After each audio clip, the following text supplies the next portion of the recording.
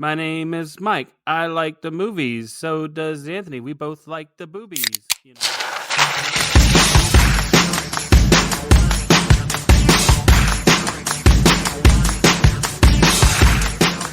This is Mike and Anthony's Soda Pop Culture Club. Me, Mike, along with my co-host Anthony. Right here. Bring our take on TV, movies, and all pop culture from the 80s, 90s, and beyond. Today's movie we are bringing you is The Breakfast Club. 1985 John Hughes classic, The Breakfast Club. No, well, see, I was going to say, to many, the greatest high school movie of all time. Okay, you could say that. Because to many it is. So, where were you when you first saw this? God, I don't even remember. You didn't see it in the theater, I presume. Neither did I. No, I didn't see it in the theater. I remember when it came out, though, because everyone was talking about it. And I lived in Indiana at the time, and we would go over to Kokomo from the base. Right. And I remember seeing it up in the movies. I was like, man, I wish I could see that. But as soon as it hit HBO or whatever medium I could see it on, I saw that. So I don't remember. I know it had to be in Indiana at some point. I know this for sure because there's a story behind that, actually. Because there was a time I was playing cards. And, you know, at this point, I was maybe 10. Well, when did this movie? 84? Like 10, 11 years old? 85. Yeah, about 11 years old. And I was playing cards with my father and stepmother and my stepbrothers. And I was playing a card, and I said, well, here's my dildo diamond. And, you know, I'm 11. Should I know what a dildo is? Hopefully Probably not. Hopefully not. And so my stepmother's like, where did you learn that? And I can only think now, the first time I had to hear this is when John Bender says, you fucking dildos. It's probably when I heard it. You're just like, Schwartz. So I know. I just know where I heard that, man. Wow. Isn't that awesome? That's good. Yeah. So, okay, I probably saw in Indiana, probably watched it on HBO, or they rented it not knowing what it was teaching me, and they didn't watch it because, well, parents, you know. Just don't understand. So they just don't. They just don't understand. So you're saying you have no recollection? Of when I first saw it? I mean, when it came out, I was 7. I don't know how old I was. I mean, when I first saw it, maybe 12, 13. I almost feel like I maybe watched it with my cousins. Yeah. My cousins lived across the street from me, and my two older cousins, they're both really into movies because like they had, I mean, I'm talking really into movies. They had the Forehead VCR. Oh yeah. And yeah, not too long after that, with tracking, where they could like turn a dial with tracking. Yes. And then not too far down the road after that, a laser disc player. Ooh, shit. You know, here's a funny thing. You know what my father one day, in like, it was like 1980 or 81. Yeah. I was visiting him, and he rented a Laserdisc player the first time they came out. Like, they first came out. And you know what the first movie I ever saw on Laserdisc was? My Demon Lover. No, First Blood. First Blood with Rambo. There you go. And so, and I've never seen another movie on Laserdisc since. So there you go. That, because why would I? You know, VHS came out. You know, we didn't need that. Wasn't necessary at that point, right? No, we don't need that bullshit. No, definitely that not. Stuff. So, why don't you start us off? Get us jumped up, or do you want to go through? Did I have some? Or do you want to do Rotten Tomatoes last? Yeah, we'll do that last. Yeah. I mean, we already know it's very good. So yeah, we know it's a great movie. Go ahead. Let's just to set this up. Because this is important, the opening sequence of the movie. We start off first and foremost with a quote from David Bowie's Changes. And these children that you spit on as they try to change their worlds are immune to your consultations. They're quite aware of what they're going through. Yes. Break away from that. So we begin then, we meet 5 very different, at least at first glance, students arriving for Saturday detention at Shermer High School. You may have heard of it. So we have Brian Johnson, Andrew Clark, Allison Reynolds, Claire Standish, John Bender. But in reality, they're known to themselves and to others as a brain, an athlete, basket case, a princess, and a criminal. So we hear Brian, aka Anthony Michael Hall's character, reading what we find out later is part of the essay they're assigned to write during detention by Mr. Vernon, talking about how they saw each other as these stereotypes in the beginning. Various shots of the school throughout, and then we meet each of the 5 lucky detentionees as they show up, starting with Claire, the princess. She shows up and she still can't believe her dad can't get her out of detention because she skipped school to go shopping. Her dad basically is coddling her, so we see Claire already as a spoiled brat. Brian, the brain, dropped off by his mom, telling him he better figure out a way to study in detention, and his little sister in the backseat reaffirming her orders. Yeah. Can I tell you something real quick? What's up? Just to let you know, that was his real mother and little sister. But yes, ahead. I know that actually. I did see that. Okay, go ahead. That's funny though. That's why you really hits home when she's like, "You better figure out a way to study." I know it really is real. That's probably a real conversation. But we get Andrew, the athlete, getting dropped off by his dad, who first is doing the jock buddy thing. Hey, I did stuff too, pal. You got caught. Then harping on him about blowing his ride, his scholarship. Build him up, bring him down thing. Right. Yeah. John Bender, the criminal, is walking to school with no ride or parent in sight. And as he's going in, Allison, our basket case, gets dropped off by a parent that almost hits and kills Bender as he's walking across the street. And then speeds away without acknowledging Allison at all. So everybody takes a seat in the library. Principal Vernon comes in to tell them they each, for this Saturday detention, are going to write an essay about who they think they are. Bender then asks one more question to Mr. Vernon.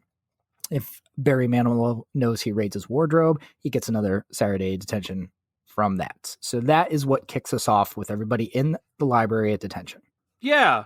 That beginning scene, I think the Bowie quote, when you read it, back then when I watched this, I don't think I read that and understood what I was reading. But when you read it, it actually is quite on point. And if you want to know why the quote is there, I'll tell you why. You may not know this. Ali Sheedy was actually listening to Bowie and heard that and suggested that John Hughes use it in the movie. And that's why it was put at the beginning. Which is awesome. Yeah, little nuggets I've learned. See, I learned things. I'm useful. I'm useful, damn it. I'm useful. Keep telling yourself that, buddy. I am. I'm telling myself over and over again. So that whole intro, I mean, to me, that's a big part of the movie right there, because that really already introduces you to the stereotypes that are these characters, which is what they're based about. What the one thing I like is, when Bender comes in late, a little bit after all them, and he goes to sit down, he goes where Brian is already sitting, right? Right. So you see already he's going to fuck with somebody. Flex move. Just like that. Yeah, he flexes on him just like that. So, yeah. So, and they all sit in their kind of clique, right? I mean, obviously, the only 2 that probably have anything in common are Andrew and Molly Ringwald's character. I can't remember her fucking name. Claire. That's right. The fat chick. Claire's a fat girl. Yeah, fat girl. Yeah. So Claire and Andrew have a lot more in common. They probably are in the same circle, so that's why they're sitting together. Everyone else is at their own table because they're all like in these other cliques that do not associate at all, if and when at all. Like Allison's probably no friends, like she said. Yeah, she's clickless. Clickless. She's like Clicklist from Kroger. Sorry, you made me think that. I miss Kroger. Do you? What do you guys have there? I mean, you're in New York State, right? We got ShopRite. It's where we usually go. All right. Is it good? It's is it like good? Yeah. Okay. I don't know. Don't have Kroger though. So. Yeah. They probably didn't Shermer, Illinois either. I miss it. So yeah, you see everything you need to know. One of the things I always wondered when you first see that whole thing is the sculpture in the background. Yeah. And I always wondered why. There was any real reason why it was there. Did you know that? It was. I think it was to catch the. It was to catch the pimento loaf from the sandwich. but it actually has a name. I just thought I'd let you know what it is. It's called Knife Edge by Henry Moore. So, which is ironic considering the knife scene we see later in front of the knife edge. So Yeah. there you go. Thank you. That was completely useless. But okay.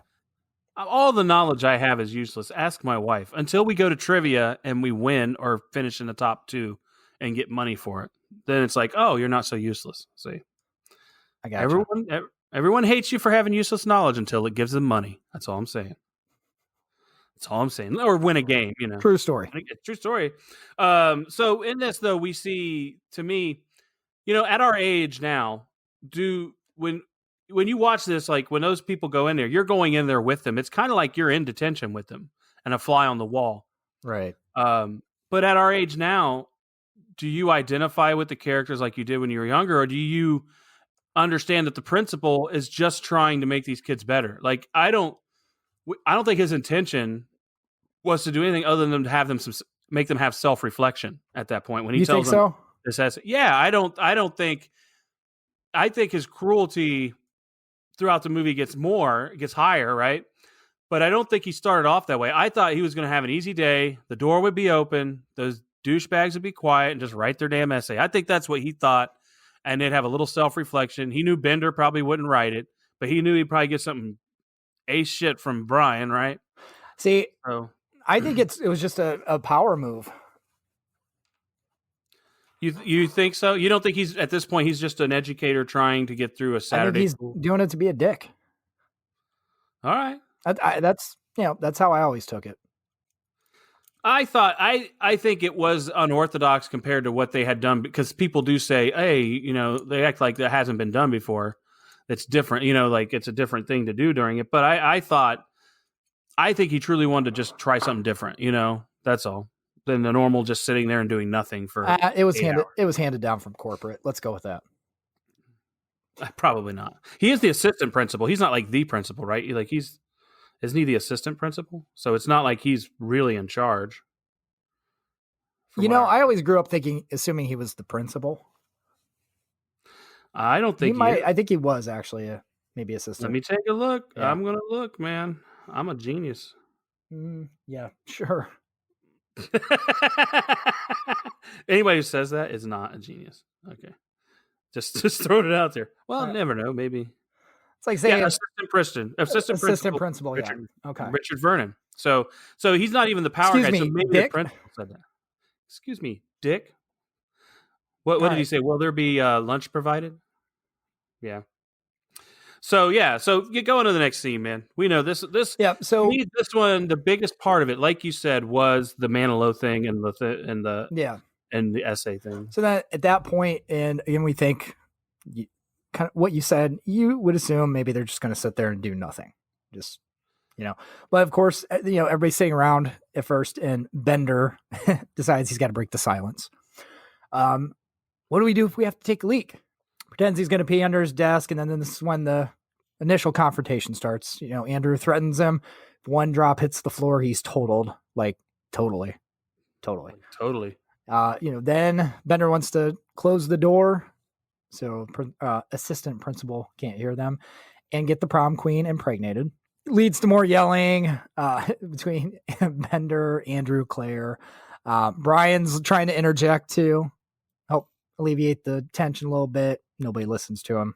So he actually is, at this point, a fly on the wall, pretty much. So this is what really kind of gets stuff going as far as any interaction between them, because normally they would not talk to each other. So, Vernon's yelling from the office, and then this is where we get the arguments and the put downs, about he doesn't count, Bender doesn't count. If he disappeared, wouldn't matter. And then they get into the just talking about school activities, like that he doesn't want to do them. And I want to be just like you. All I need is a lobotomy and some tights. Great line. You wear tights? Great line. No, I do not wear tights. Wear the required uniform. Tights. Shut up. Yeah, great. It's called a singlet, by the way. But so then we get the physics club, Brian's whole deal. To dorks like him, you load up, you party, demented and sad, but social. Yeah, there's a lot going on in there. The part that it's obvious, like you said, with the one drop hits the floor thing, Bender is obviously an antagonizer. Just a little You bit. know, you get the prom. You know, he's suggesting rape on the prom queen. Yeah. Um, you know, and you know, the whole the whole thing. I actually read an article by Molly Ringwald. She wrote an editorial in the New Yorker about watching this with her daughter now. Like couple, this was a couple years ago when she did it, but she watched it with her daughter and how she looked at that, and she thought her daughter would have questions about these situations like this, getting the prom queen impregnated. You know, the later on the panties scene and some of the sexual aspects of it, she thought is what she would have her hangups on, but that wasn't it at all. You know, because you know sometimes people try to take these SJW goggles and look at everything through it and don't just take it for what it is. I always took that as a joke. I don't think he really meant that he was going to rape the prom queen. Right. And I think that's how I took it. But now there are people who listen to this and go, "Oh my gosh, I can't believe he should never have said that." You know, whatever. In the moment, it was just a joke. They weren't like fucking around. He said a lot of shit. You know, do you think he really means dude braids Barry Manilow's closet? It's this, to me, it's in that same vein. While it's a little bit more like graphic, it's definitely right. in that same Yes, it vein. is. So yeah, like, and you couldn't ignore me if you sweets. You couldn't ignore me if you Yes, tried. he's Yeah. just trying to push buttons. That's all. Slipper the hot. That's the first time I ever heard that phrase. Slipper the hot beef injection. Like, you know, that I never heard that before I watched this movie. I mean, that'd be weird if you had. I mean, I don't know where else I would get that from. Don't even know. Don't even know. But now it's in my vocabulary now. Yeah. Yeah. So, you know, there's all, those are all things, but you know, but like you said, they start having the conversation about, well, to dorks like him, his club is just like yours, you know. Yeah. And I think what I like about Bender is I think he's really punching up in the sense that he's showing how they are classist. And I think throughout this movie you see that. Like, I mean, you see it later. Now, he is kind of a bully at times, but I think it's from a place where he sees how their behavior is just as much like being a bully without actually saying the words or doing the actions. You know, like that. I think that's why he's that way. You know, he's always, you know, making fun of him. Well, I think it's that, but it's part of the pecking order in high school. You know, you look at these types of stereotypes. These aren't just stereotypes, though. I mean, this is how people are viewed and treated. Reality. You're getting picked on by this group, so you're going to pick on this group. And, you know, sometimes it's just in a circle or all the way down to Brian getting picked on. And well, and Brian, the thing with Brian, though, he's oblivious to the fact that Claire looks at him as a less than person. And this, like, you know, it's because he's intelligent and well adjusted emotionally, other than his flare gun incident. But he definitely does not see that. He thinks, "Well, I'm in a club. She's in clubs. We do activities." But you know, he doesn't see the class system in the activities like Bender does, and that's why I think Bender's like that guy pointing out he's pointing out like she doesn't think you're equal to you. You're equal to her at all. That's what he's saying. I don't think Brian is oblivious to that. I think I don't know if he's oblivious to it, but I don't think he understands how she's really treating him. Like he probably thinks she's still nice and all. He just isn't in the same clubs. And he doesn't hang out with the same people. He's just not cool like that. But I don't think he sees it as something that's cruel until it gets pointed out to him. And then later on, you know, he actually points out to her how she is. How conceited she is, yeah. Yeah. So I'm saying I really think that Bender, while he's kind of maniacal at times, really does point out some strange stuff. Oh, he definitely does. I mean, he could be cruel, though. Yeah. He could be a real asshole. He's a dick. So, okay, what do you have more to go on that? We get into more hijinks. Bender takes the screw out of the door. Screws fall out all the time. The world's an imperfect place. But he takes it out, and what's interesting at this point is Vernon comes in, nobody tells him what happened. Like they're covering for Bender. So then, they try to prop the door open, and Bender, of course, points out the fire code. And then Vernon's, what are you doing? Get this out of here. So Vernon's just a D-bag. But then, we get into the big verbal back and forth from Bender and Vernon, which starts with "Eat my shorts," famous Bart Simpson line later on. And he ends up with 2 months of detention, Saturday detentions, when all is said and done with that. And of course, yells a big "fuck you" as Vernon's walking out the door, and Vernon just keeps going at that point. So we've had that big conflict right there. Now with that, what do you think about that? Like, looking back on it now, kind of wondering why they didn't rat out Bender. Well, if you look, Brian moved his head a little bit, did some low key snitching, is what I call it. He didn't say it, but he kind of nodded his head to the right to show it was him. But he didn't actually say it. What I thought, like you said, though, Claire showed some solidarity and came to his defense. Why would anyone steal a screw? Like I found it interesting that they all did that. Andrew's the one who's a little bit pissed because obviously he got. But here's the thing. Here's what I think happened in that scene. So he makes Andrew get up and move that thing, and then once they point out that it's a fire hazard, he treats Andrew like shit and made him act like it was his idea. And I think that all of a sudden made Andrew not hate Bender as much as he hates that guy. So it really changed that dynamic. I think it's like a basic training, right? The drill instructor makes you hate him, but you all have a common hate of your drill instructor for making you do all the shit you got to do. And I think that's what he did. He galvanized their solidarity. I think he made them feel that way. The one thing I'm wondering is, though, maybe they partly owe him for at least getting the door shut. Yeah, partly because they wouldn't have had the day they had. They would not. Later on, in hindsight, they should be open. You know what? That's the best fucking idea you ever had. Do you have the screw? I want to keep it as a memento. It's like, because that was a great day they had. Or can I just have some more weed? Weed and a screw. That's all I want. So I do love the. Excuse me, sir, but it's 7, including the time you asked if Barry Manilow raided your wardrobe. 2 months. Now it's 8. I got you for 2 months. Now it's 8. Yeah, now it's 8. It's like, wow, yeah, asshole. Just added one on so he could have a round number, like an even number. That was mean. So yeah, we go. But yeah, he. No, I was gonna say, I love the Eat My Shorts. The Eat My Shorts, and I loved all of the back and forth. And the rising tension of that conversation. Not even close, I felt that, bud. Yeah. When I was younger, I felt that tension because we all were in school and have had probably some sort of interaction where it felt tense with a figure like that. So I really identify with that.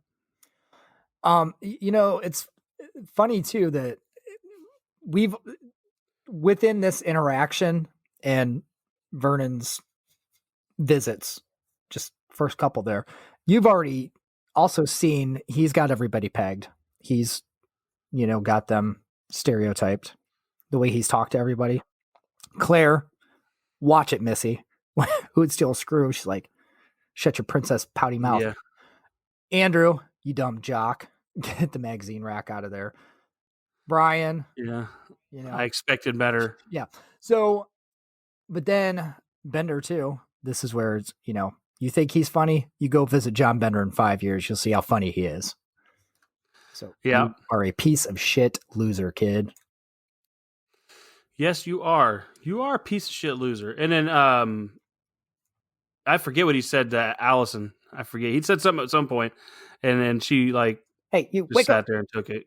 She doesn't talk, sir. Wake up. Well, that's your next scene. You're probably going to go into that, so you get into that. No, I was going to go just, after that, then we go to, they're just screwing around, just wasting time. Allison's making a dandruff picture. Andrew's I like, used Parmesan cheese for that. did they? That's good to Yep, know. that's what they used. That's good to know. Let's not let you know. 'cause Wasn't real dandruff. That was disgusting. Andrew playing with the string on his sweatshirt, and they're all just doing stupid shit, and everybody seems like they fall asleep. Vernon, No cell phones. no cell phones. Yes, makes for a better movie. Vern comes in. Wake up! Everyone. Nothing. Who needs to use the lavatory? Hands all go up. So now they get to get their potty break. Bender then's ripping pages out of a library book. Destruction of property. Whatever. For what reason? Just For what reason? to be a badass and say fuck you school and fuck you system. That's why. But this is where then Andrew is talking to Claire about possibly going to a party, and then we find a little more out about Claire. At Stubby's. You got to get that right. It's a party at Stubby's. Go ahead. It's supposed to be pretty wild. But then the whole Claire, she wants to avoid any parent conflicts with each one blaming the other for what she does. So then, this is her realizing she's just basically a pawn in her family.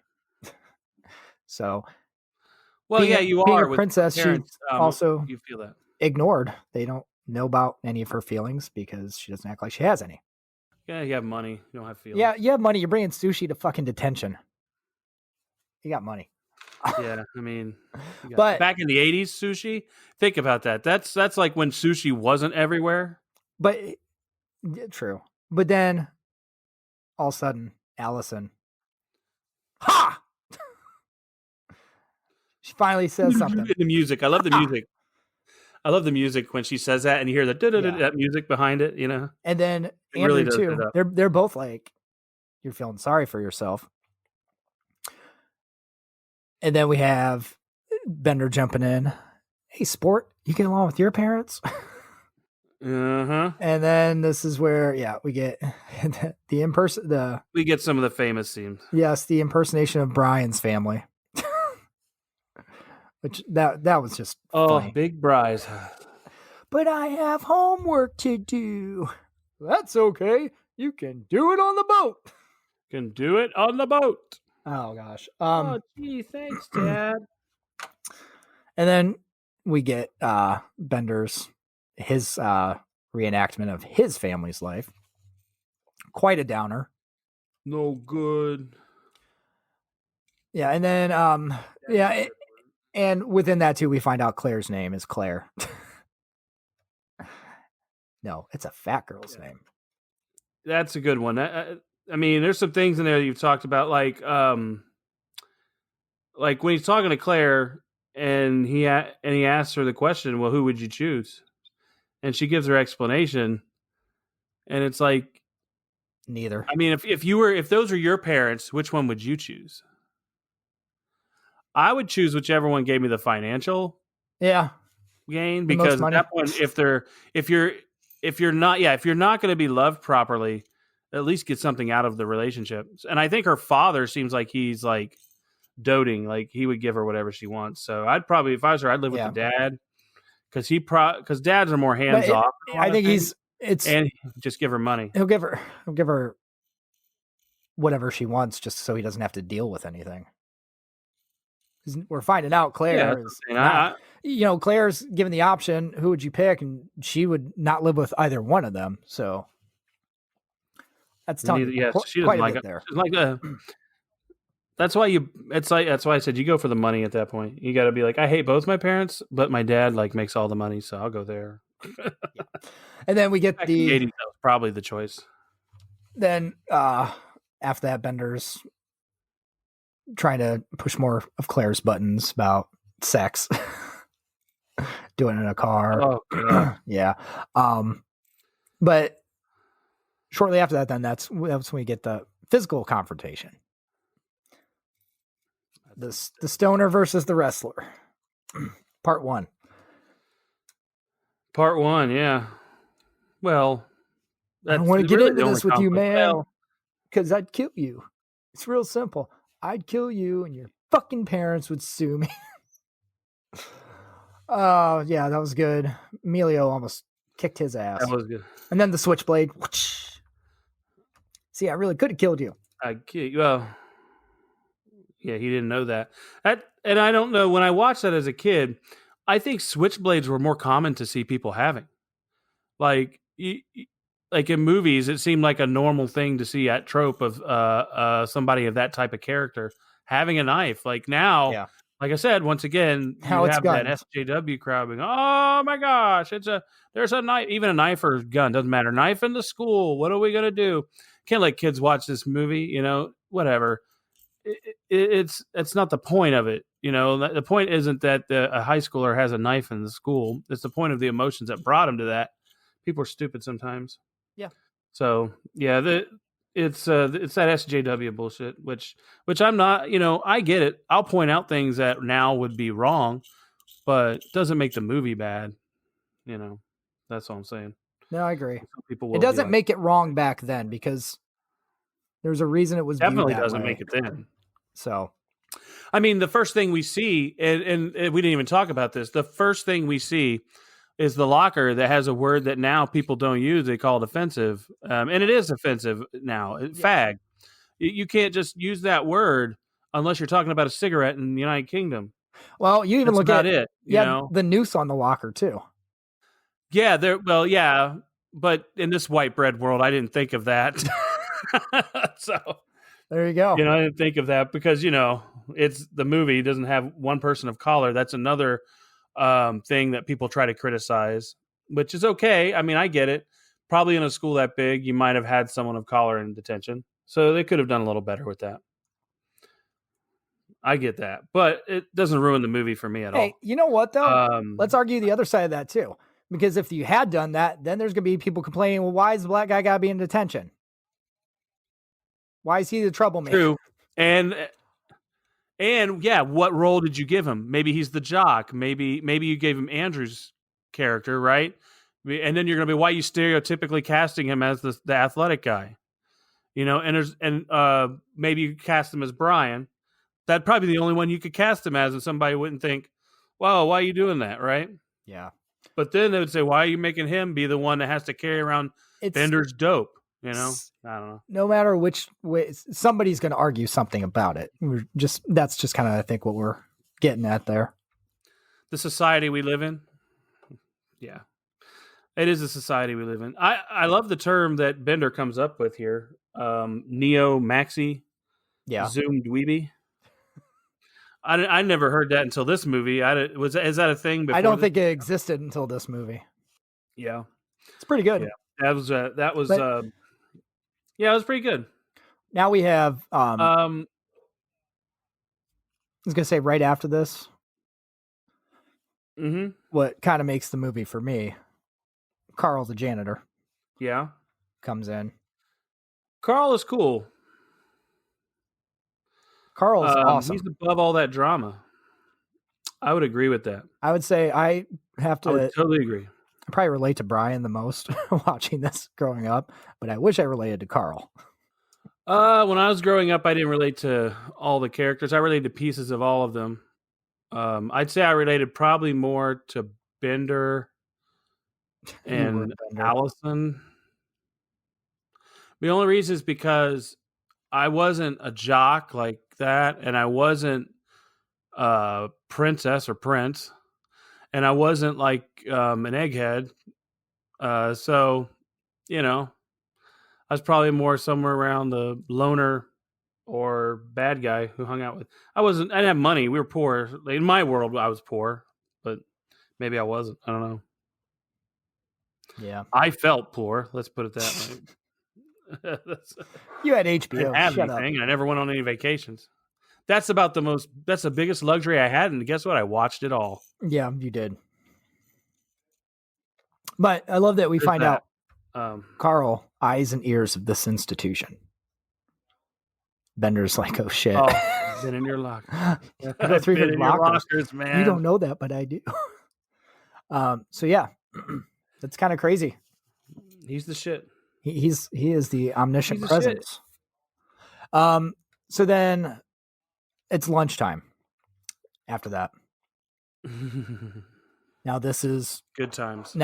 also is, again, Vernon stereotyping too, because Andrew's selected to go with him to go to the Coke machine, and Because he's a strong male. he's teaming it up, and he wants to go with Claire. He's like, and you.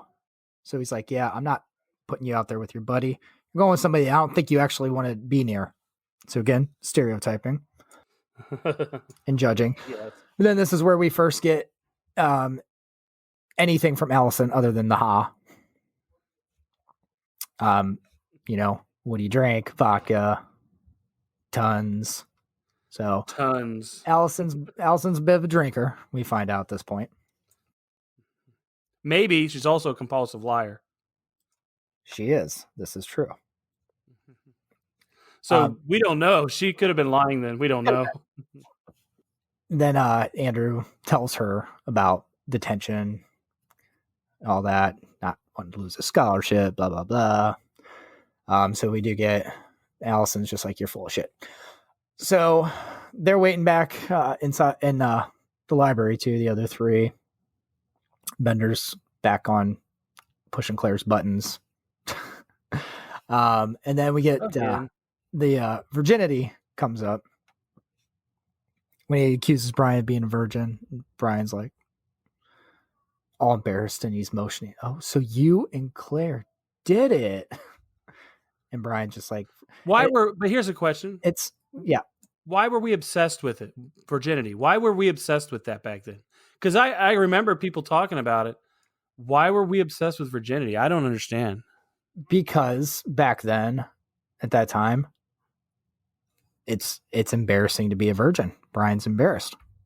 It's embarrassing for a guy it's embarrassing. It's embarrassing for a guy to be a virgin. I guess. That's how you felt in high school. You didn't think so? Oh, I didn't feel that way. Do you feel that way now?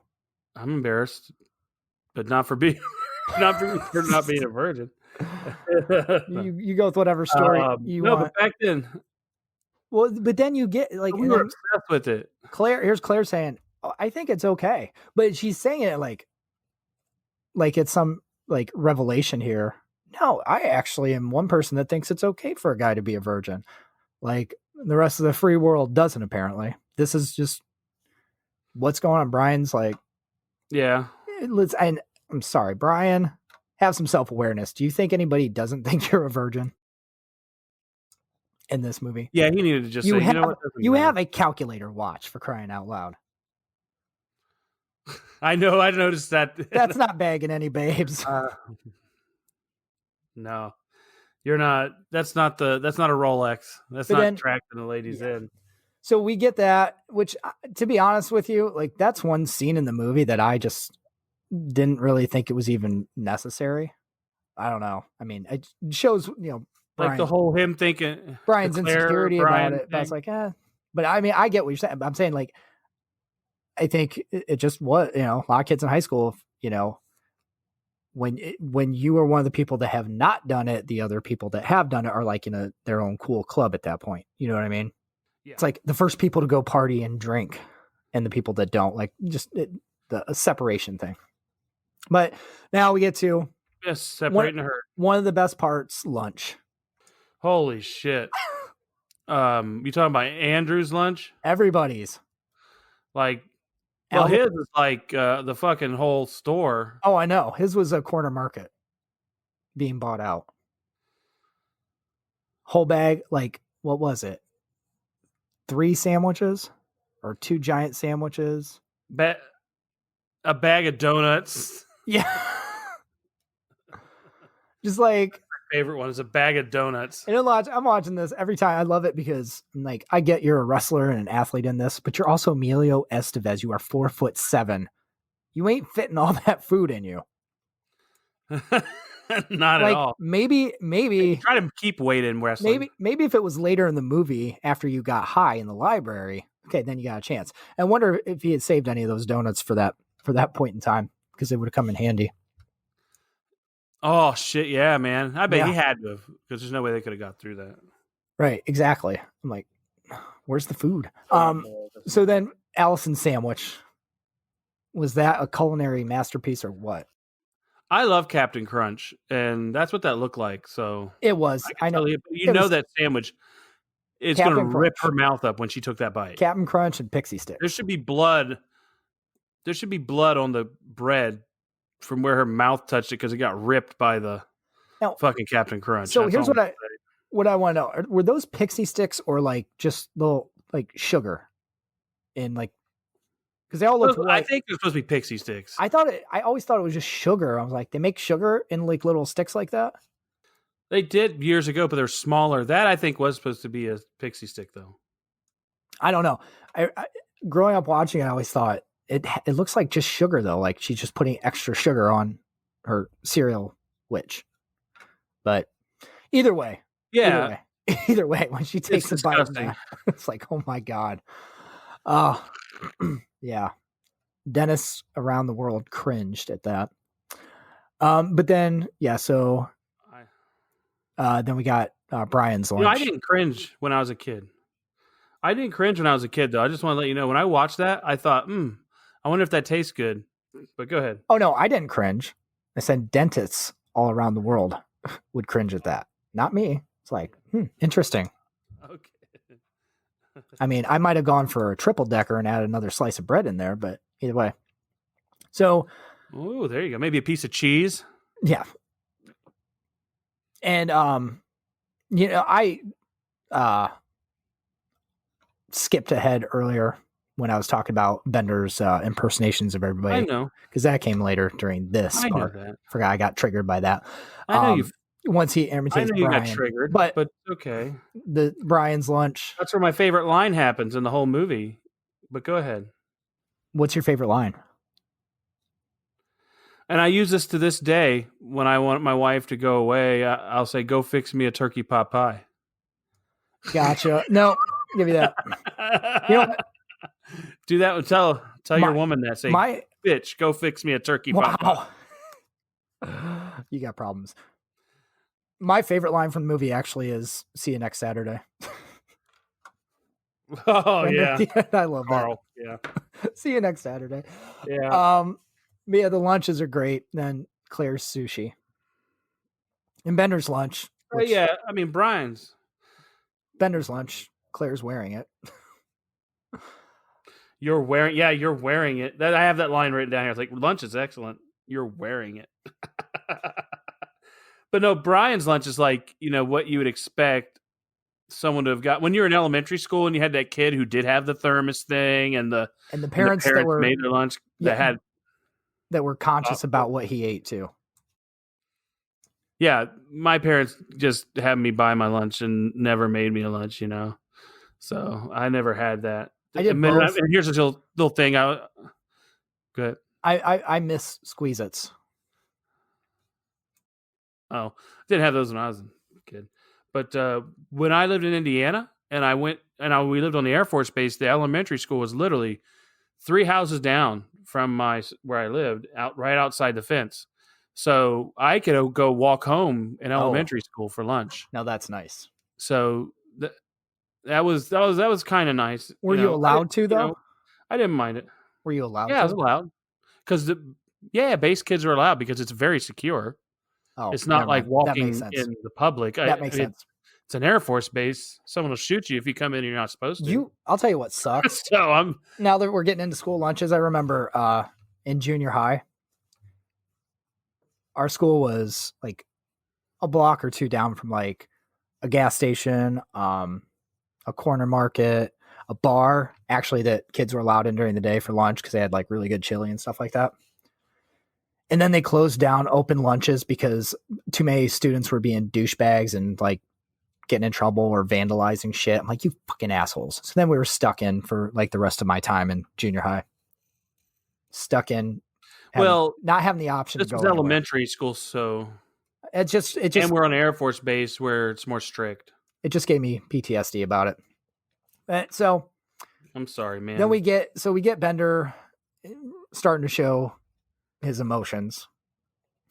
And then Andrew doesn't believe him. He thinks he's full of shit. And then Bender shows him the cigar burns. Then he gets pissed off and Yeah. goes up. And then goes that's upstairs. when he says my favorite line that I told the story earlier. You fucking dildos. Walks off, man. I'm telling you, that's where I heard that the first time. I know it is. Man, you And it definitely got me in trouble. relate to Bender, don't you? Yeah, I do. You want to be Bender. Who doesn't? Well, I mean, who didn't back then? Now he's a questionable. There are some things I like about him. We'll get to that because we'll get to those things here in a moment. When we get, I'll tell you some things I think about that. So, because I have a question for you at the end. Oh, goody! I can't wait. So then this is where we're at. Like Bender's like go ahead. had his little meltdown, and he's pissed off. Yeah.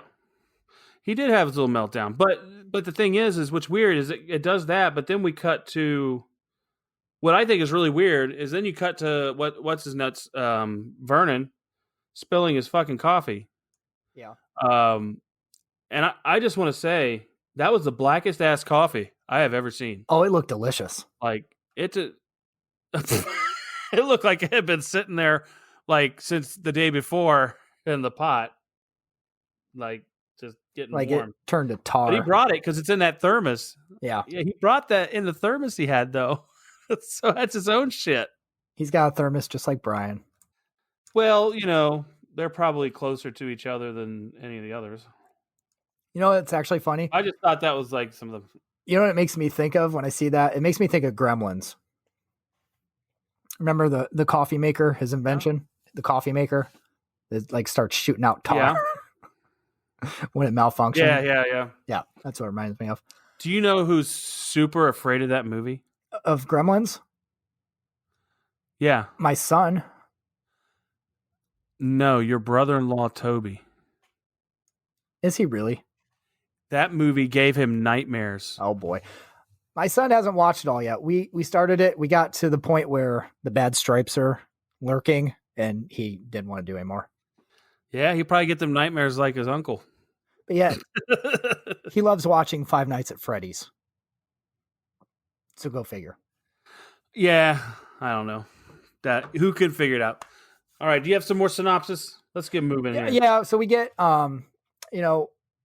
Bender cut to Bender leading everybody out into the hall to go get his weed. That's fun. Yeah. But then now we have Vernon hears him. He's coming. What are we going to do? Kind of is like Five Nights at Freddy's right there. Where are they at? Where are we going to go? Shoves his weed down Brian's pants, takes off to distract Vernon. Keep everybody else safe too. So then we get he's in the gym playing basketball, thinking about getting me a scholarship. Which I love. He's playing. That line has always stuck with me. It does. Playing basketball with one shoe on. Well, he had the one, but here's the thing: if you look, his coat and his other boot is over on the ground, and he found that shoe in the gymnasium. What the fuck? And he got it on that fast. Like whatever. So then we obviously wasn't 10-foot rim. Then he throws Bender in the closet. And is this a metaphor? You know what? I'm not going to make it that. So let's just gloss over that. But then this is where we get the face to face. Show me how tough you are. And he's like, you don't know if Bender wants to cry or what in that scene. I talked to my wife about this. We were watching it, and we said that now it would be hard for him to get away with that because if a kid were to say that happened, they would believe the kid now, and his reputation wouldn't matter, in a lot of places. I mean, there's probably still places that could happen and be okay, where he wouldn't get in trouble. But a lot of places, they take the benefit of the doubt on the kid. No, this would have been... And schools were probably now cameras, too. I was going to say, if this happened today, it would have been recorded on 4 different cell phones. Everybody else would have been recording it. Yeah, So... I'm going to knock your dick in the dirt. He's talking about stalking him throughout his life, and then at his weakest moment, kicking his ass. There. That is... like, what the fuck? That is hardcore shit. But, so, shortly, like after this, then Bender up, in the Ducks climbing over the ceiling. I always am like, man, I wanted to hear the end of that joke.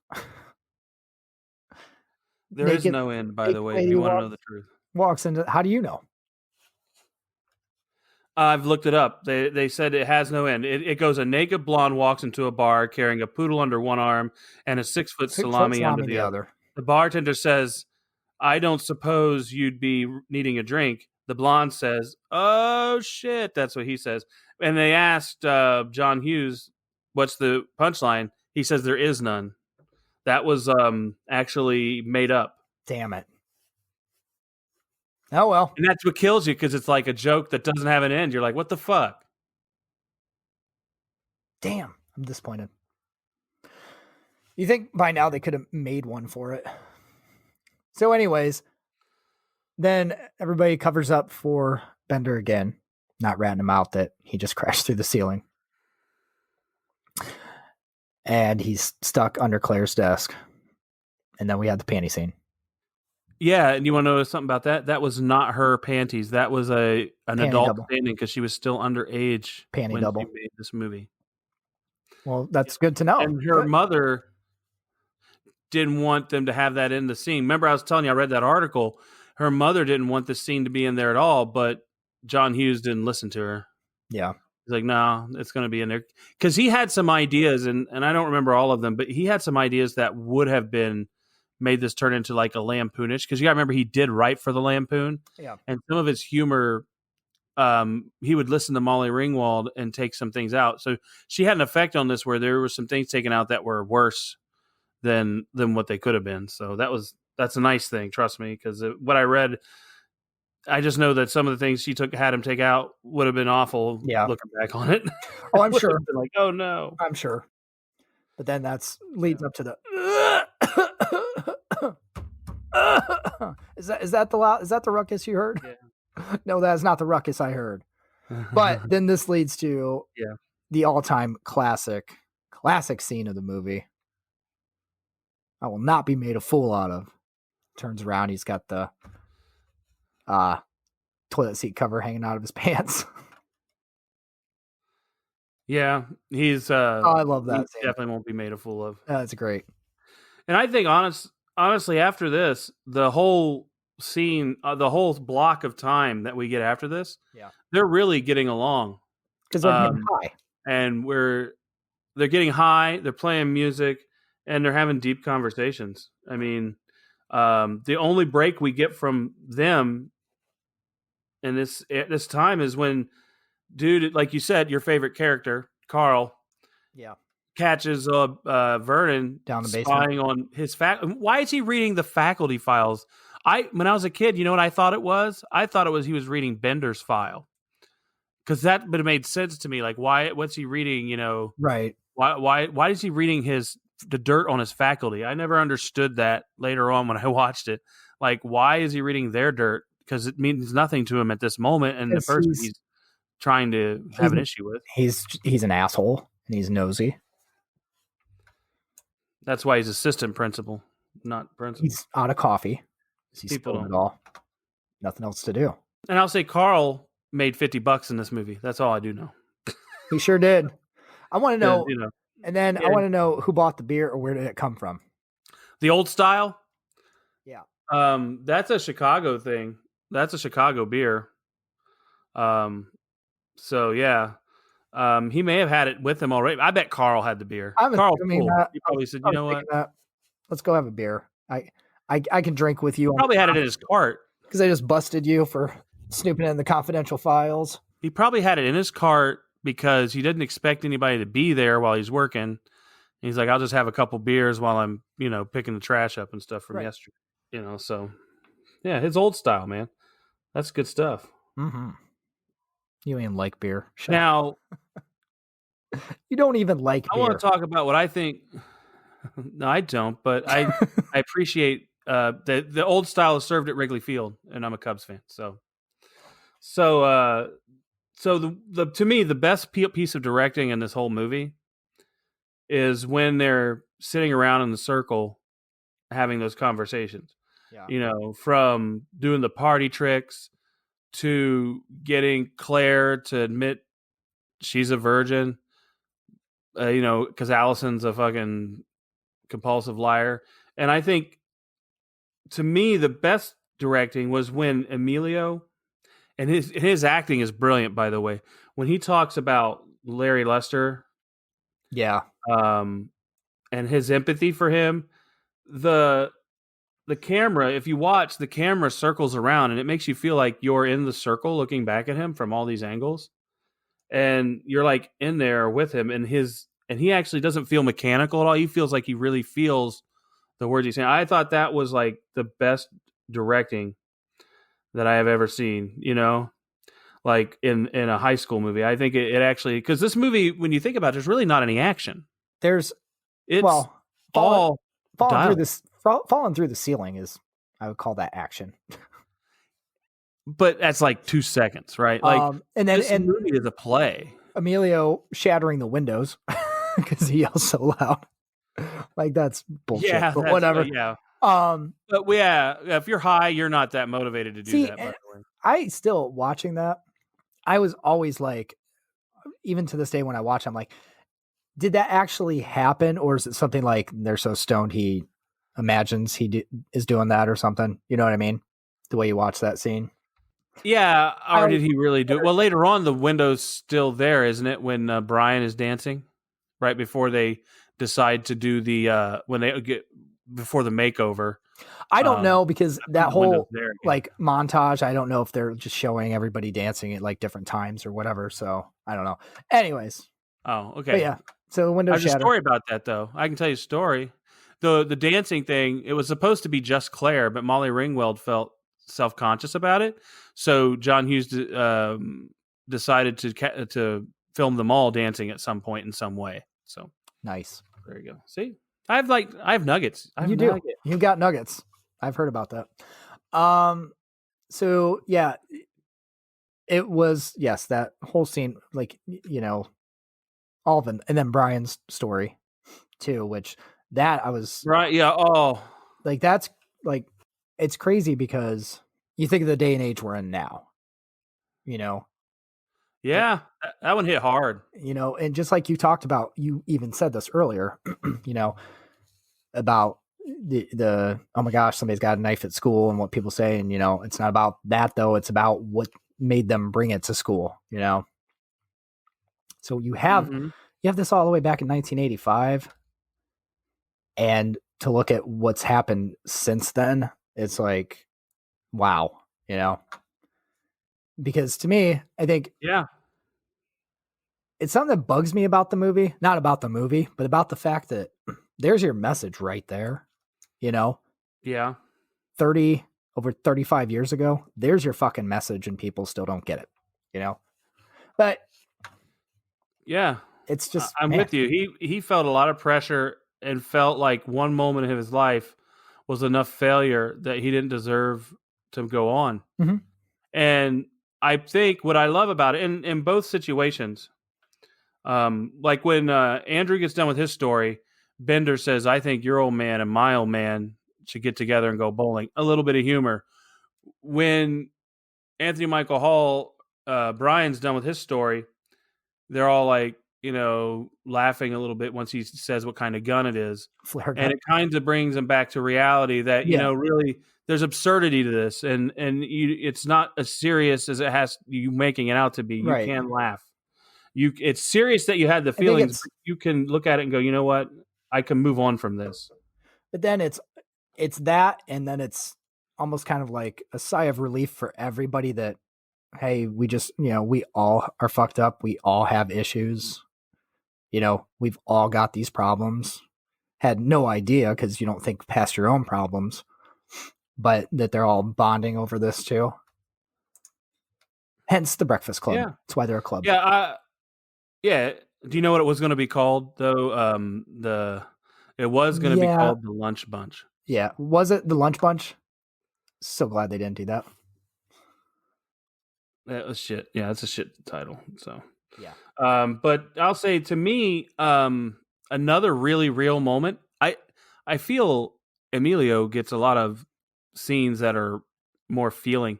When Allison dumps her bag out, all her shit, and then he follows her and says, "Hey, you know what's wrong?" Right. And their looks that they have, and how he can kind of tell and her acting is so good, he can tell in a look the feeling of how she feels at home. She ends up saying a couple things, but before that, I don't think he needed much to be said. And they have probably the realest moment in the whole movie, in my opinion. Like they have this emotional connection that no one else has. I mean, if you think about it, Claire and Bender don't have that emotional connection. I mean, it was more like lust for her. It felt like in the end, didn't it? I mean, it didn't. I don't know. Wasn't emotional. Brian's not emotionally connected to anything. Well, Brian's You just don't know. Brian's. I mean, he's the Screech in the group. Yeah, he is, but Well, he's cooler than. No, Screech. he wants to be friends when this is all said and done. Yeah, And you still wonder, you know, I agree. what happens afterwards, Monday at school. I was gonna say what's gonna happen on Monday. I have that in my notes. Yeah. I think they're changed, and I think they do acknowledge each other.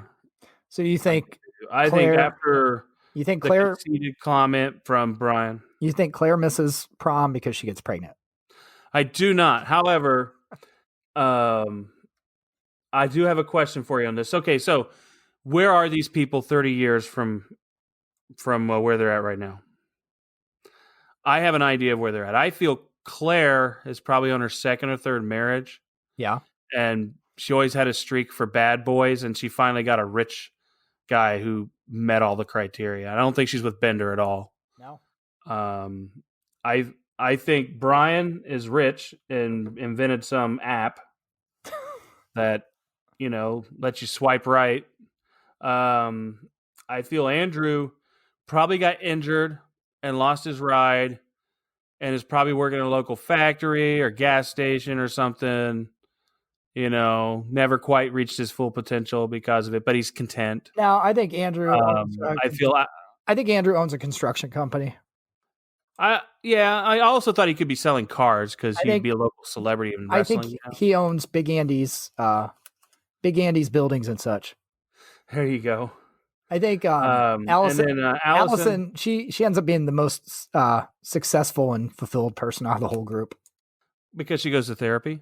She goes to therapy. Though I think honestly, she goes to therapy and becomes a therapist. There you go. Marries a gymnast. After nailing one, she becomes one. Yeah. I think Bender though. I think he ends up being the most well-adjusted, in my opinion. And the reason is this. I think he already partied and had all the good times, and I think he's going to get bored with that. And he's obviously a person who works with his hands, right? Like he knows how to do shop real well. Goes to night school. Goes to a trade school, maybe university. Ends up, I don't know, being an artist because he looks creative too. Look how he dresses. It's not like he dresses like a typical jock or a typical greaser or whatever you want to call it, hood. Back in the day, they called them hoods, right? He doesn't dress like them. He's a little more creative than that. So I think he's doing something with his hands. He may be a welder. You know, he creates things. And I think he has a kid and he has a couple kids and a wife and he's well adjusted. And he talks about the times when he was a badass and made it with the prom queen or something. You know, I think that's his life. I think that is. Oh, all right. There we go. There's part 2. What do you think? There's part 2. Of what? Of the movie. Oh, did you know that this was supposed to be a franchise? Was it? They were going to make multiple movies of each character. They were going to make ones of each character and have an explanation for each character, but he decided against doing it. This was supposed to be a franchise. Wow. Interesting. And there was a thing in the works to do a follow-up, but he died before they could get it finalized. Interesting. You know what? It would be actually not necessarily an individual one. It would be cool to see a high school reunion of this. Yeah, it would be like, 25-year reunion or 30. If you were going to do something to follow up, that would be interesting. But at the same time, don't know that I'd ever want him to do it because don't fuck with this movie. Don't ruin it. That's so good on its own. So yeah, I mean, they get Brian to write the essay, right? So yes, because Claire doesn't want to. They all can go fuck off. Claire doesn't want to. None of them do, to be None of them honest. do, but she also Well, feels the like thing with Brian. Bender has to go back to the closet. Yes, he's got to get back to home base. Yeah. Home base. Tag, you're it. Okay. But here's what I had a question on this. How did he have to crawl through the ceiling, but then Claire could just come and go in there? And my explanation to my wife was, because she's the one who brought the question up, I said, well, maybe it was a deadbolt on the outside. So if he'd have came in through there, he wouldn't have been able to turn. Yeah, it was just locked from the outside. Like he had left. Yeah, it was just locked from the outside. So maybe Claire could relock it when she left. That's why. Dude, she can put lipstick on with her boobs. I'm sure she can pick locks. And actually, she can't do that. That was a movie trick. Oh, I'm sure. I didn't really She think she could do it. You didn't think she? Oh god, she said in the article that I read she could not do it. Well, I wouldn't think so. She doesn't have enough boobs to do it, or at least she I didn't know back she doesn't then. have any cleavage. No, she does now. Maybe I don't know. I haven't looked. But then, yeah, brilliant movie. Yep, she gets in there because that's a weird moment. Vernon's still downstairs and getting. Why? I mean, do you do a what? Why is she into him though? After all the day, do you think? Is it the negging thing? Like he negged her all day? Chicks dig assholes. Yeah, that's true. Like you said, we're still back in the library, writing the essay. You and I. Yeah, that's what we would be doing. Actually, our essays would have been done. We're playing paper football. I probably would have been done with that essay, a long time ago, just so I could have it over with. So you also, the one thing we didn't mention though, Allison, why she's in detention. Oh, well, I was going to go through that. Why everyone's in detention, but yeah. So why is she in detention? What is it? She had nothing better to do. That is ridiculous. Okay, so why was Brian in detention? Flare gun in the locker. Andrew was butt cheek taping. Claire was shopping during class when she was supposed to be skipping school. And then Bender, what did Bender do? Yeah, what did Bender do? He pulled the fire alarm last Friday. Damn, I forgot about that. Because I thought that you thought that was funny when you pulled that fire alarm Friday. I totally blanked on that. Man. Like, what the hell did he do to get in there in the first place? I forgot. Because I'm like, he's like a lifer in there. He's every Saturday till graduation. Yes. Yeah, he's there till forever. Yeah, I forgot because that's like casually mentioned. Yeah, but Allison's is the most ridiculous. Like she's bored. I believe because she's a compulsive liar, she has a real reason. It's probably for stealing something and like an office supply somewhere, and they're like, "Hey, you can't do that. You get Saturday detention." You know. I don't think so. I think that was the first time she told the truth the whole movie. First time she told the truth the whole movie, right? I'm here for no reason at all. I think she told the truth to Andrew about her home life, I think, you know. Yeah, I'm here for nothing. I just knew something special was going to happen today, and I didn't want to miss it. So this movie ends iconically. You got to assume, I'm just wondering if she just doesn't want to be around her parents or what? Who, Alice? Yeah, well, yeah, she says her home life sucks. Her parents ignore her. So, yeah, I mean... She's like, they don't even know she's gone. Well, no, they dropped her fucking off. That's how, think of this. She had to lie to them to get there. Say, oh, I have Saturday detention. That's how much she doesn't like them. And they dropped her off. And sped away. Yeah. Yeah. What are you talking about? The ending? I'll say, how's it? Give us the ending. So we have, it's time for everybody to go home. First, my favorite part. See you next Saturday. To the janitor. Carl. But then we see who got together. We see the hookups. Andrew and Allison, which I love. She steals the patch off his jacket. Little Miss Klepto. He lets her, though. And then Claire and Bender. Little make out. Bender's like wanting to bend her over on the car there. She's like, yeah, no. Just the earring, though. And gives him the earring. Yes, the diamond earring. that he How will much not. is that earring worth, though? I mean, That's not a cheap fucking earring. That's a big rock. Unless it's one of those zircons, that's a big rock. It was probably a Sweet 16 oh present, man. special occasion, Sweet 16. Brian, you see Brian get into the car, and you know who that is driving the car? Huh. Oh, was that John Hughes? Probably not. Yes, it was. It was Okay. John Hughes. Yes, playing his Look at dad. you. Playing his dad. I was just seeing if you noticed. Mom to drop off, dad to pick up. Yes. So then we get that, and then we have Brian basically the voiceover with the essay telling Vernon, "Screw you. You see us how you want to see us. We don't anymore, but you do." So Vernon's the loser at the end of the movie, and then Bender's the winner, walking across the football field, fist up in the air, Breakfast Club unite. Yep. And that's our end. And then our Can I tell you something about that? That fist in the air was not in the script. He did that ad-lib. Ad-libbed it. 100%. And the song "Don't You Forget About Me" was written for the movie, but Simple Minds wasn't the first person to be asked to perform it. It was Billy Idol. I'd like to hear the cover of that. Yeah. I mean, so yeah, but he, and I think, one of my favorite things is that image, because I think as a kid we saw that and we were like, what's the triumph there? Were we thinking he triumphed over prom queen, or did he triumph over the day? I think he felt triumphant because he accomplished, something. I think, that's like some sort of hope for the future in his world. It was a combination of a lot of stuff. I got something to be happy about now. Yeah.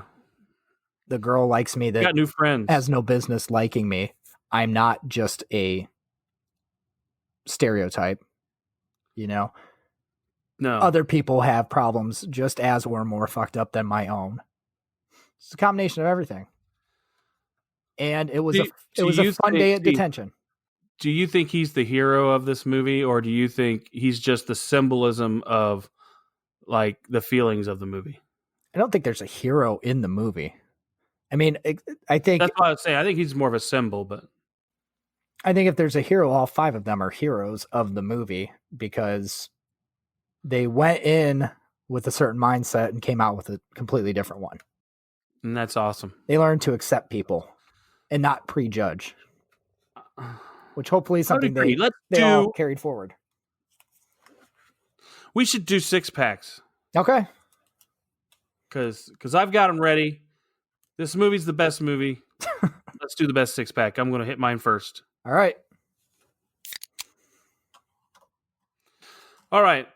One of my favorite moment is Bender's impression of Big Bry's house. That whole scene where I think what's great about it is that he shows this ideal vision of what, a Beaver Cleaver household would look like. Oh, yeah. And then I think when he does the whole punching the face thing, that shows the true undercurrent of how families really are. I think he's just, like I said, he's a mirror of society sometimes the way he does things. What do you mean? Like when he at the end of the thing and his like, yeah, the punch where he does the punch on the right. He acts like he's the father and the mother kissing, and then he does the right. The punch up, the father punching up. I think that it shows that nothing is perfect as it seems. I think that's what he's pointing out. I don't think so. I never thought that. I do. I thought that was just. Well, I did. Oh, see, that scene when he does that. I thought that's just him being like, "That makes me sick." You get what I'm saying? I can see where you can get that. I think he's just like. But I also think. I think that's what it was. Him doing that whole thing and being like, "That disgusts me." Well, remember earlier when he said earlier, "Well, you must be a liar too." Well, you're a liar too. You're an idiot and a liar because of how Andrew was talking about his parents. And I think this is that same thing. Like Brian, we look at him as his perfect image of what he is, but it really isn't. No one's life is like that. I think that's his commentary every time someone talks about their parents. Like, your parents are shit too. Get over it. And they probably don't get along, get over it. Yeah. I think to me, that's what I got out of it. But, Again, But my young mind may not. I see it differently now, maybe than I'm younger. could be. I just always thought that's just him kind of wrapping up his story, basically saying, screw you and your perfect family. But okay. Are you ready for yours? I'm ready. I already said, and just because, especially when I was a kid watching this, the toilet seat cover hanging out of his pants.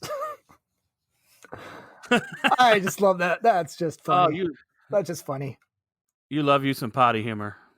Yes. Especially that to the character all the kids hate, thinking he's like big shit. Well, they love me around here. I'm a swell guy. I make $31,000 a year. I have a home. He's a piece of shit. All right. Yes, he is. All right. Okay, here's my next. I have a home and a coffee maker. You talked over my can. Not the first time. Not the last. Okay. The dick in the dirt. You know, I'm gonna knock your dick in the dirt. I was really young when I first heard that. You know, I knew what a dick was then, though. But you know, to hear a authority figure like that tell a kid, "I'm gonna knock your dick in the dirt," that was pretty weird. Yeah, it is. I don't think this wasn't age appropriate for us, the ages we saw it. Let's go with that. No way. We should have been a little Not older. At all. Not at all. Not for me, anyways. I know for a fact I was a little young for it. So, you ready for yours? Yes. Carl. I knew you were gonna say Carl. I fucking love Carl. I loved it because he was that actual voice of reason for Vernon. Yeah. Explaining to him, you know, you got a job as a teacher because you wanted summers off, basically. And then you realize it was actually work. Basically telling him, you're the one that changed, not the kids. And yeah, you picked the wrong job. Don't blame other people for your bullshit. Carl is the voice, the soul, you know. Someone else was picked to play him. I forget who it was. I feel like, I wish he had been in the movie more, actually, than he was. And they dropped out the last second. He would be great for a sequel. Like a retelling almost through his eyes. Explaining what happened. You want to know who was supposed to play Carl? And he dropped out the day before filming. Dan Aykroyd. Because he didn't like working with John Hughes. No, Rick Moranis. Oh, really? That would have been interesting. Yeah. Yeah, I think it would have still been a good thing because he would be funny. But I think he would have tried to chew up too much scene. I think Carl, as it was, did it perfectly, the guy who played him. So. I love him in that movie. Just an awesome character. All right, here's my next one. All right.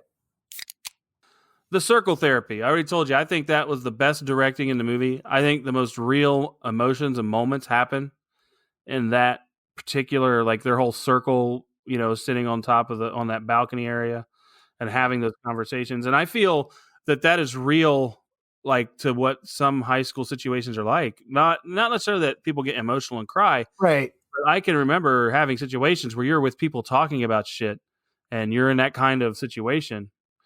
Some people might have emotions on it. I didn't have a lot of emotional ones, but I can say that it's something I can see happening for real. Yeah. That was a real deal. Well, especially after you're high. You know, they were high. Correct. Starting to come down. Guards were down. There you go. Correct. I am with you. Really high. Really high. But they should have been paranoid, though, shouldn't they? It depends on how it hits you, I guess. We don't know what strain. Yeah. We don't know what strain Bender had. That's true. Back then, they didn't have, I think, strains. I think you just got whatever. And then it also grown somewhere nearby. But then, you know, it was also steeping in Brian's underwear for a good hour. So, oh yeah, it probably you don't know what that did to it. Yeah, it was in tighty whities for an hour. Are you ready for your? Yes. Are you ready for your last one? Yes. The subject matter of the movie as a whole was my favorite thing about it. The fact that it's such an iconic movie, but you know, John Hughes had already done 16 Candles, you know, and that was a great movie too. But then to do something like this, to have that kind of message in it, that we're just sitting here, as we were talking about just some of the different issues going on in that movie. That was 1985. How much has changed? Other than suicide. other than bullying people on the internet instead of face to face as much. Yeah, you're right. Now they're doing it all online. Right. Putting that, but putting out a movie like that where he could have done another 16 Candles. Guy gets girl at the end. Yeah. Made bank. Kept going. But to put something out like that, and John Hughes is so good at doing teen movies that teens understand. For the time. Not from an adult perspective, to actually know how to do it from that perspective, and being able as a teen or even a preteen to understand that instead of doing it, as an adult director, that this is what I want the movie to be, him doing it, this is what the movie should be, or this is what the movie is different. So to do that kind of subject matter for a teen movie, when he could have just kept going and cranking out more 16 Candles, if he wanted to, people have eaten those up. His catalog's amazing. We all know this, but to do something like that, I think that's my favorite part of it, to tackle so much in a movie and to have so many characters that either you relate to or you relate to more than one, for different reasons. I do pieces of each character. I would say you kind of relate to. All right. So I'm going to find something generic because I have to. Do we have to? I'm gonna pull out a generic one. Let me hit my thing here. All right. The only thing I could say that I thought was kind of weird was John Bender ripping books up pointlessly. It seemed pointless. It didn't seem like it needed to be there. I mean, I get doing the card catalog thing because you're just going to annoy the shit out of someone. Mixing everything up. Destruction is a little different. Yeah. The destruction was a little bit over the top for me. That's just all. It was, that didn't need to be there. He's got an image to maintain, though. In front of them, Mole really pumps my nads. Moliere, Yeah. And you just happen to have that book. So yeah. Do you have one? Yeah, I'll give you one. So while I do love the subject matter and everything they tackled, I still always, I'm going to say, I do feel like you touched on this a little bit, that the circle discussion and just everything that came out, while it's a powerful movie and it's, great for what it is, I will say it still is a little unbelievable to me overall. And I hate saying that it's such a great movie, but at the same time, not because of that. The only reason I say that is if you put 5 completely different kids in a Saturday detention, choose any 5 kids you want, and you do that a million different times in real life. Do you ever think something like that happens? No, but I think that's what makes this movie makes it seem special, that these particular people with their personalities got together. I think but I'm just saying, happen. Do you think that would actually, no. You know what I mean? I'm watching, I'm thinking, when I do, if I have to look at it, and objectively and think, could I view this happening? Just like you with how you are like, no, nobody would do that in a movie, or they shouldn't do that. I look at it that way. I'm like, anybody sitting there for detention, if they don't know each other or want to talk to each other, chances are they're just going to dick around and do nothing until detention's over. Sleep. That's all. I'm just saying, it is one thing that, and I get suspend disbelief, but it's one thing I've always kind of wondered about with that movie, is thinking about that way. It's like, I don't think nobody would actually open up to each other like that. I mean, it's for the movie. It's great. So. They did. Yes. I think one other thing too, what billionaire fucking donated to that school to build that library? That's the other thing I want to know. That is the baddest ass high school library with a sculpture in the middle ever. So, and a nice DJ booth. Yeah. No shit. And I'm down with that. That library is insane. So, Rotten Tomatoes. Do you know what the audience score is on this one? 93. 92. Okay. What do you think the critics score is? 86. 89. You're undershooting it there. So yeah, obviously movies this old with in Rotten Tomatoes, if it's a 92, that's almost perfect. Yeah. I mean, it's hard because back the movies, they're harder to get higher for those old ones. Newer movies get pumped up a little. Okay, so I have a review here, a couple of them. Now I couldn't get a review from then on a positive one. It was hard to find one. So I couldn't find reviews from then. It was hard. So I just got some that they've done more recently on rewatching. Okay. So Austin Tunick of Under the Radar in March of 2018, he said, an absolutely outstanding movie, not only one of the best ever made about high school age kids, but one of the pinnacle films of the 1980s. I would say, yeah. Okay. Without a doubt. Now, Paul Atanasio of the Washington Post, he says, taking place almost entirely in one room, The Breakfast Club is the kind of movie and the kind of play that's hardly seen anymore, and good riddance. Paul is not my favorite guy. Was his name Paul ad nauseum? Should be Atanasio. Now, a couple things I didn't go over with you with the cast stuff. There's some cast stuff here. The cast stuff, Claire's part was auditioned by two other very famous people, Robin Wright and Jodie Foster. Wow. So that could have been interesting. And Bender was actually originally written for John Cusack. And Nick Cage also auditioned for the role. Oh, Nick Cage. So that would have been awesome. One of the themes, if they ever did a remake, I'd like to see the movie. I'd like to see Nick Cage as the principal. If they ever did a remake.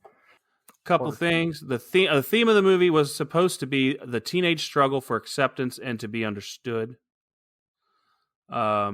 I wrote down in my note, this is the greatest high school movie ever. It had a $1 million budget. How much money do you think it made? 1985. So I'd say 56 million. 51.5. Hey. So that's in the theaters. So rental market, Oh, yeah. Even to this day, is making money. I still have a Breakfast Club circle puzzle I need to put together. Random, I know. Sweet. I'd take that. The circle therapy that they did, all those conversations, was ad-libbed. Was it? That's what it says in the biography. Not why I would say I don't think all of it. I think there were themes, but a lot of the stuff they came up with on their own. I'm thinking the reasons they were upon the themes. The reasons they were in detention, I think, was already written. I'm assuming. I already told you this, but the Breakfast Club was supposed to be the start of a franchise. Yes. If you're going to tell me that was ad-libbed and Emilio Estevez decided he was in detention for taping somebody's butt cheeks together, that's weird. Yeah, all I'm saying. That would be all I'm saying. We don't know though because they're actors and who knows. But it was supposed to be a franchise and check in on the characters in subsequent movies. So that was supposed to happen. Another thing that annoyed people and almost got him fired from the set was Judd Nelson would stay in character off camera to the point Hughes had to be convinced not to fire him by the other four. Just like, they came together for him off camera as much as they did on camera. I found that to be some sort of strange symmetry, right? Judd would harass Molly off camera a lot. That's interesting.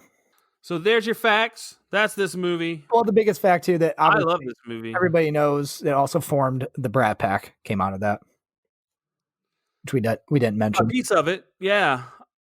Not all of it was in there because Rob Lowe is part of that, and he was in that. I think that between this and St. Elmo's Fire, you kind of had the whole Brat Pack there at that time.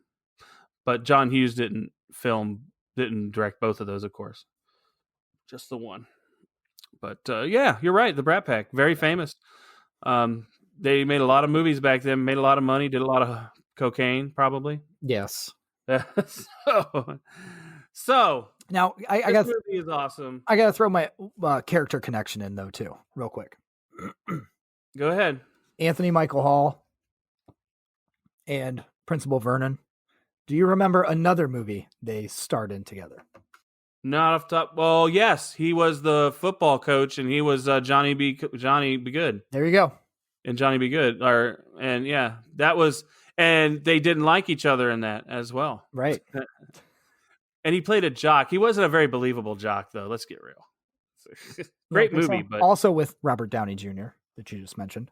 His best why friend. does he always play that big character in those movies? Like he did that in Back to School, and I know he did it, and he was in Less Than Zero as a bit part. I mean, he's just been in a lot of movies where he's like the guy with the friend, like he's like the friend of the main guy. So that was just early in his career. Yeah, he was still building his career, and he also he did because he had a lot of fucking drug problems too. Yeah, I know about that. That's why he was a big deal when he came back. I was just watching like last weekend actually the story on him on Reels. Yeah, it was on, and I got sucked down a rabbit hole. I'm sorry, man. I watched his, and then I watched Patrick Swayze's right after that, and then there was like 3 or 4 I watched in a row. Johnny Depp's.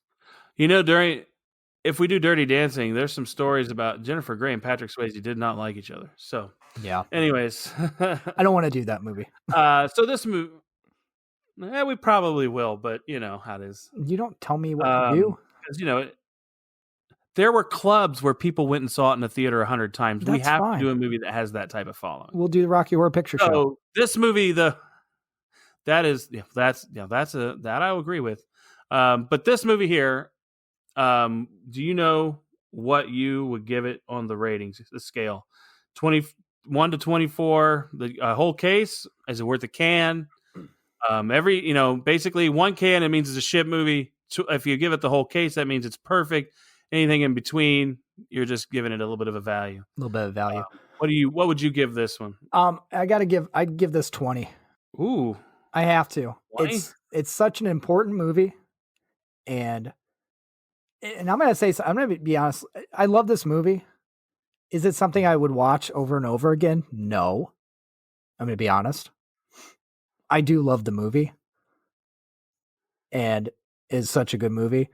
I've seen it plenty of times though, so it's kind of like one of those things. I know when we did Knight's Tale, and I talked about how I would rewatch that every single time it's on, but for what this movie tackled and the manner in which it did it, and that it came out when, there wasn't. Can you think of anything else a lot around that time that was this heavy for a teen movie? I don't know. Not at all. Asking, he pretty much invented the genre, right? So that's why, in my opinion. Yeah, I give it 20. I think I'm higher than you on this one. Okay, because I don't think it's a perfect movie, but I think it's pretty close. So I gave it a 23. I think that, and I'm grading it because of what it meant to everyone in our generation to see it. Right. And like you said, what it represents, and how I don't think, while there are, like I said, and this is why I mentioned earlier, while there are those things that people now would look at it and take this social justice warrior approach to it, I don't think that detracts from the message and the quality of the movie. So that's why for me, it's a 23. Yeah.